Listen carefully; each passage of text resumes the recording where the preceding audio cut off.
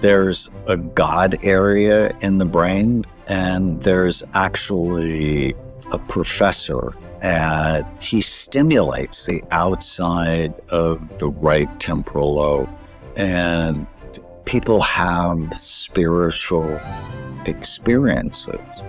And so if you think of it, it's right about here. And yours was so busy. Hi, everybody. Welcome to the Ask Julie Ryan Show. It's where we blend spirituality and practicality to help you live a life of purpose and joy. I'm so excited because we have world-renowned brain specialist Dr. Daniel Amen with us. We discuss many topics, including my personal brain scan to see if certain areas light up when I'm communicating with spirit. So join us for this fascinating conversation on the Ask Julie Ryan Show. And please remember to subscribe, comment, and share this episode with your family and friends. Thank you for taking the time to join us. Let's just get right into it. You espouse 4 tenets for a healthy brain. What are they, and why is spirituality part of the equation? Well, we're whole people. What I learned first week of medical school, never think of patients as their diagnosis. Always think of them in these 4 big circles. So what's the biology? That's what we're there to learn in medical school. The physical functioning of your brain, the moment-by-moment physical functioning of the brain. So I think of it sort of as the hardware of your soul. And then there's the psychological circle. It's how do you think, and what's your programming? How did you grow up? What are the quality of your thoughts and the chatter that your brain produces? And then there's the social circle, what's happening in your life and your connections, your joys, your stresses. It's coming out of the pandemic. That was social trauma for all of us. And then the spiritual circle, which is ultimately, why do you care? What is your deepest sense of meaning, purpose, connection to the planet, to God, to the past and the future? Do you find when people are missing that spiritual component, if they find it when they're under your care or one of your colleagues' cares, does it change things? It helps things. Having a sense of purpose or an understanding as to why you exist and that it means more than just you. It helps. It always helps. I agree. I saw Dr. Herbert Benson, probably 30 years ago from Harvard, who talked about when there's a spiritual life, it really helps with the body, helps the body heal, helps the body, really function properly. And he was really kind of a leader in that from a scientific and a research perspective. So I thought that was fascinating. And then when I started following you and what you teach, I thought, okay, I heard this from Dr. Benson a long time ago. So I think that's part of why it resonated so much with me, what you talk about, because you do combine the whole person. And so often when we're seen by physicians, it's a 6-minute visit and it doesn't involve, everything that's going on in a person's life.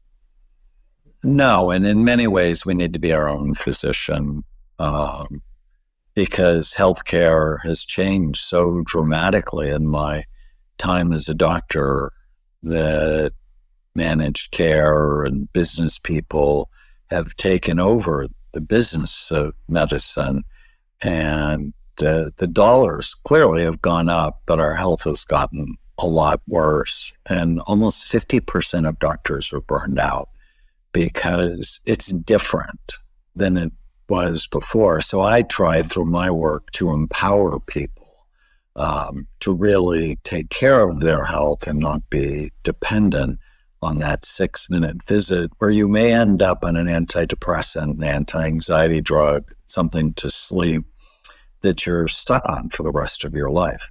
Yeah, exactly. Well, speaking of those routine physicals, most of us have had blood tests, and if we're female, mammograms and urinalysis, and sometimes colonoscopies and other routine things. Why is the brain always left out as part of the equation? Why is the brain not involved with just the regular care that we all think is what's keeping us healthy? Yeah, a little crazy when you think about it. When I turned 50, my doctor wanted me to have a colonoscopy. I asked him why I didn't want to look at my brain. Wasn't the other end just as important? Yeah, it's this crazy disconnection. We screen virtually every other organ except the most important one. And we can tell on a SPECT scan, that's the study we do at Amen Clinics, whether or not you're headed for Alzheimer's disease 20 years before you get it. And some people go, well, I don't want to know. And it's like, of course you want to know. If you knew a train was going to hit you, wouldn't you at least try to get out of the way? And imaging and screening brains is so important. What's the difference between a SPECT scan and a regular CT scan? Well, MRIs and CTs typically are structural scans. They look at how the brain physically is there, right? It looks at structure, sort of like popping the hood on a car engine. CT or an MRI would show what it actually physically looks like. SPECT looks at function. So it's sort of like turning it on and seeing, does it work too hard, not hard enough, or is it tuned just right? Is it healthy? And most mental health problems are not structural, they're functional. And that's why I fell in love with SPECT 33 years ago. Right. And I know from following you for many years that when you're seeing that baseline of a brain, that you help people heal their brains. And I think a lot of people are under the misunderstanding that the brain can't be healed. You're just screwed with basically what your brain situation is. It's kind of like the cards you're dealt. Which is insane. From based on, 250,000 scans now. It's so clear every day you're making your brain better by the decisions you make, or you're making it worse. And even if you've been bad to your brain, you can make it better. I do a show on Instagram called Scan My Brain, and I've scanned like some really wonderful people like Dave Asprey, our friend. And I did Troy Gloss about 2.5 years ago. It's a World Series MVP, played for the Los Angeles Angels. And his brain was awful. He had 4 concussions. He was drinking way too much. And 2 months later, because he did everything I asked him to do, his brain was dramatically better. So even if you've not been good to your brain, you can make it better by making the decision to love your brain, to avoid things that hurt it, and do things every day that help it. As you know, I went to one of your clinics. I went to the one in Atlanta because I live in Birmingham, Alabama. So that's the closest one to me a couple of years ago. And I had my brain scanned just as a baseline because I heard that Dave did that, and I know that made sense. I wanted to see what kind of shape my brain was in and how I could improve it. And I asked you to review my films to see if there was a part of my brain. As you know, I'm a medical intuitive and a psychic medium, and I learned how to do all this stuff. I wasn't born with dead people chasing me. Or if I was, I didn't know, I wouldn't have known what to do with that. So I learned how to do that, and I teach people all over the world how to do that. And so I asked you to look at my brain scan and see if there was anything different about my brain scan from somebody who didn't necessarily have the skill sets to be able to communicate telepathically. I'd love for you to share what you told me about that. Well, one of the things that happens with people who are intuitive or who have more spiritual gifts is we see more activity on the right side of their brain, often in their right temporal lobe. And your scan showed evidence of that, which I thought was really interesting. There's a God area in the brain, and people go, what? And there's actually a professor at Laurentian University in Canada, and he stimulates the outside of the right temporal lobe, and people have spiritual experiences. And so if you think of it, it's right about here. And yours was so busy. I think it would be fun for me next time I'm in LA. Put me in the scanner, and let me, be communicating with a deceased person, or let me be scanning energetically somebody on a medical scan and really see what's going on with my brain when I'm doing that.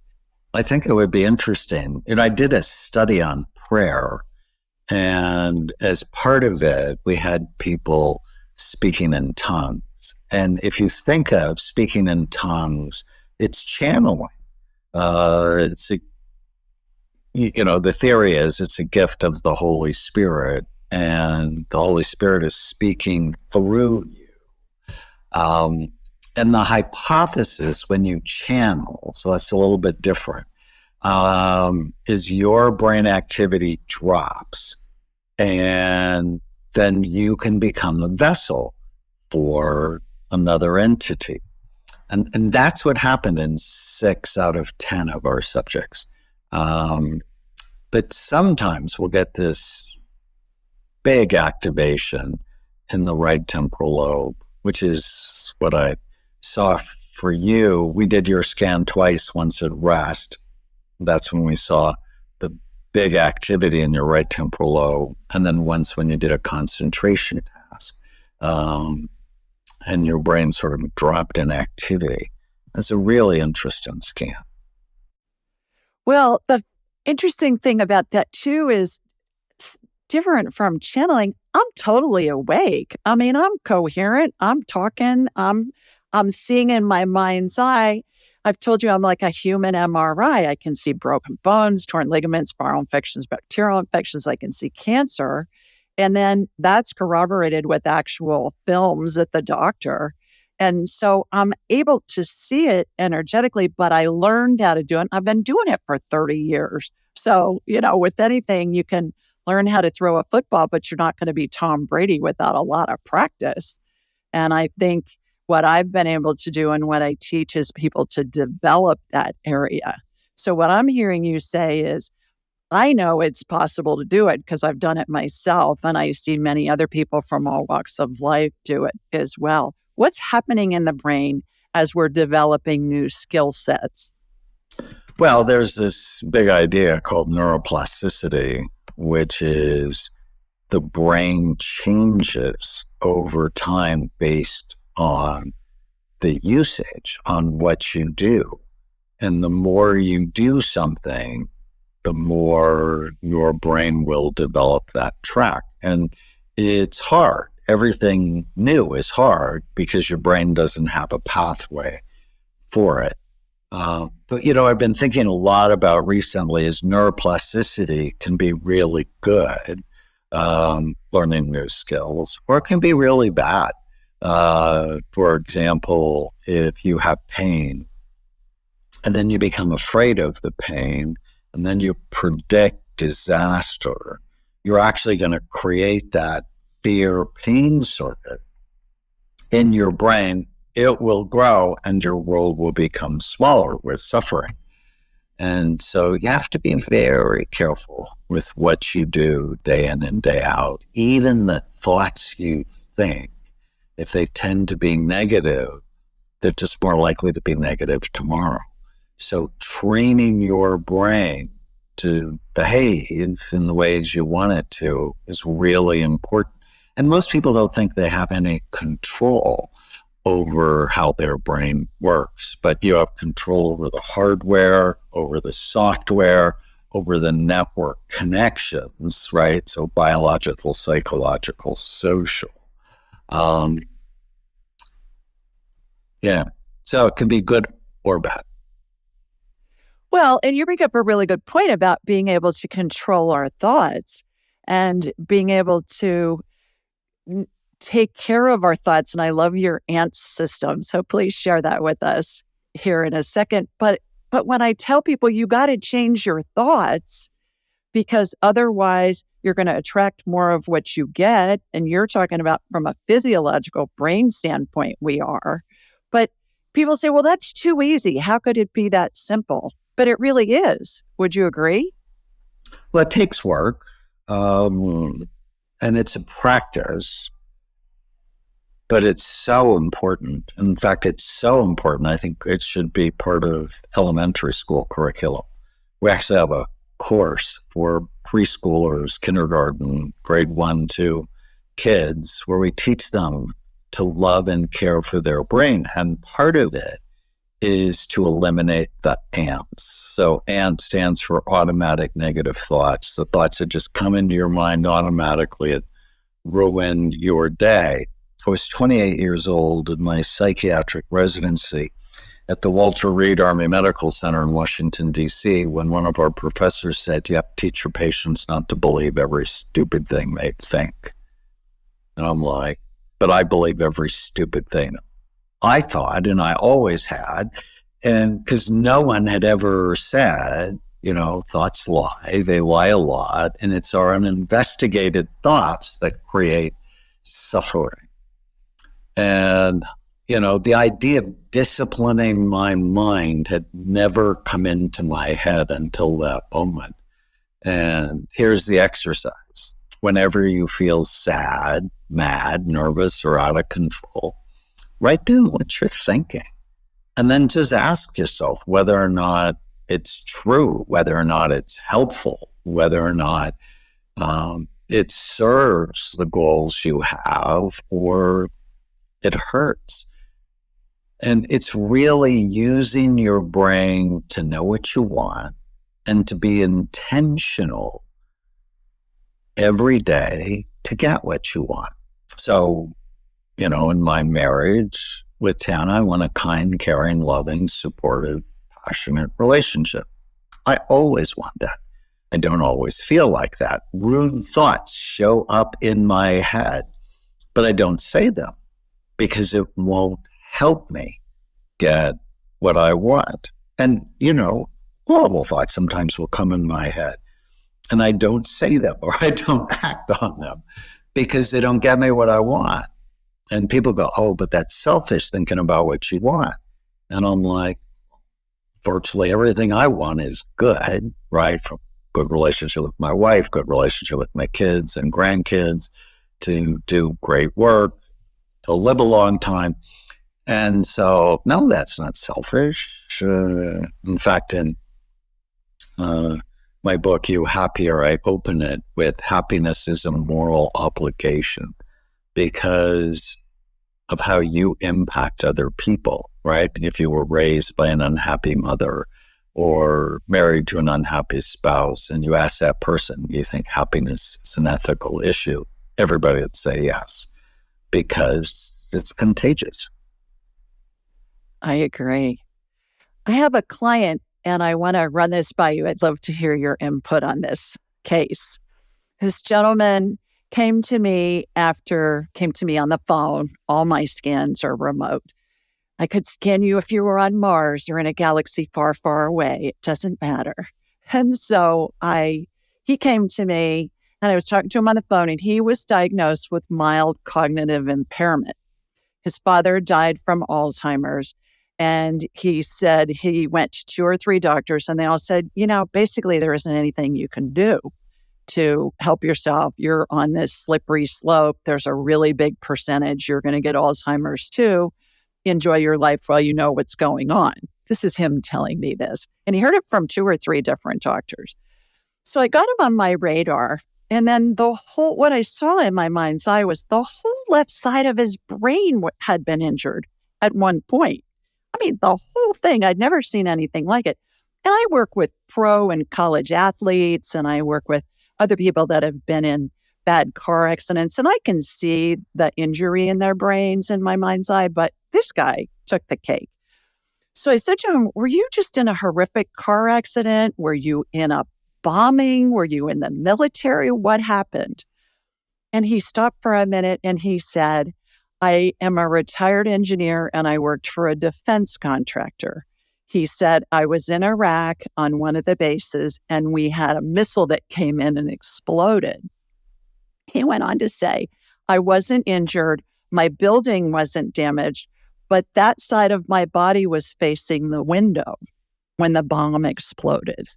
And I thought, okay, that energy from the bomb had caused this brain injury unlike anything I'd ever seen before. And so I did the energetic healing on him. And of course, as I always do when I'm looking at somebody that has brain injury, I send them to you.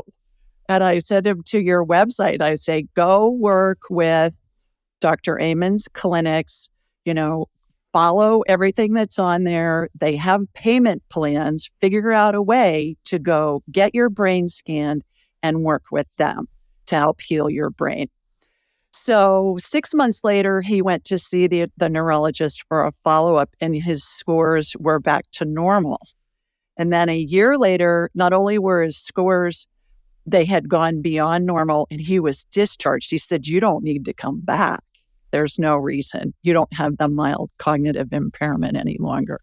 So a couple of questions about that. I want to hear your thoughts about, I work with so many people who say, well, I haven't hit my head. My brain can't be injured because my head didn't hit anything in the car accident, or, I didn't fall and hit my head. I want you to explain, please, about that, and also explain about the energy in an explosion or some other kind of a situation. What's happening to the brain and what do you see? And how can the brain heal? So much to talk about. Yeah. If you want to keep your brain healthy or rescue it, you have to prevent or treat the 11 major risk factors that steal your mind. And we know what they are. I have a mnemonic called Bright Minds, and the H in Bright Minds is head trauma. Your brain is soft, about the consistency of soft butter. Your skull is really hard. It has sharp bony ridges. Mild traumatic brain injury is a major cause of psychiatric problems and dementia, and nobody knows about it because nobody's looking at the brain. You do not have to hit your head to have a bad brain injury, whiplash injury, or blast injury. You're not hitting your head, but it's the forces that go on inside your skull that cause damage. And you can have a really bad brain injury without ever losing consciousness, because consciousness is a brain stem phenomenon where you can completely damage the cortical surface of your brain and have never lost consciousness. What the doctors told that man is common and, I think, malpractice. Because if you have a family history of Alzheimer's disease and you're starting to lose your memory, that's the time to intervene, not tell someone to get their will in order and likely they're screwed. So you want to assess those 11 major risk factors. I write about this in lots of my books, Change Your Brain Every Day, or Memory Rescue would be 2 books I recommend. And, I'm just thrilled that he had such a positive outcome, which is what we see all the time. Yeah, wonderful. Speaking of books, you have a new one that's just come out. Please tell us about that. Raising Mentally Strong Kids. I am so excited about it. It just came out, made a bunch of bestseller lists. And the number one strategy to raising mentally strong kids is be mentally strong yourself. So you'll learn how to be mentally strong and how to protect kids, because we're having an epidemic of anxiety, depression, ADHD, addiction in young people. And our society is clearly not helping. That it's making things worse. We can do way better. Yeah. So everybody that's got a teenager or a grandchild who's a teenager or knows a family with a teenager, go get that book and give it to them. Thank you for the work that you do. My goodness, what a brave soul you are. Thank you for your service too, not only in the military, but also on behalf of humanity, frankly. Thank you for all the work that you do to help us live better lives and educate us about our brains and take care of our brains. I believe you're very brave, because I know you stepped out of the psychiatric box in a big way and have for your whole career. And I keep using the word courage because I think it applies. That took some serious.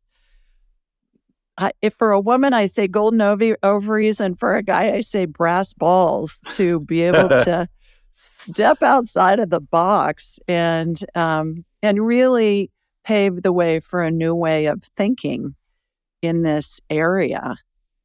I know it wasn't easy for you. Thank you. No, but there was no choice. Right. I mean, once you start looking at the brain, there's no choice to go back to not looking, to guessing. Yeah, there was no choice. And it wasn't easy, but it's been a very fun, at times scary ride. Well, and obviously you're being led. You've been led, you're being led to continue to educate the world about this stuff. So what is the movie, one of the chosen ones or something? I think you obviously are one of the chosen ones to help people live better lives by having healthier brains. Everybody, go get a brain scan. How many clinics do you have? 11 or 12 or something? I have 11. And so they're all over Scottsdale, Arizona, Seattle, New York, Florida, Atlanta, Chicago, Washington, D.C., Southern California. AmenClinics.com would be a great resource. And thank you so much. It was just so great spending time with you. Oh, thank you. Everybody, sending you lots of love from Sweet Home, Alabama. Mwah! And from Southern California, too, where Dr. Amen is. We'll see you next time. To enhance your spiritual journey, click on one of the videos below and remember to subscribe, leave a comment, and share with your family and friends.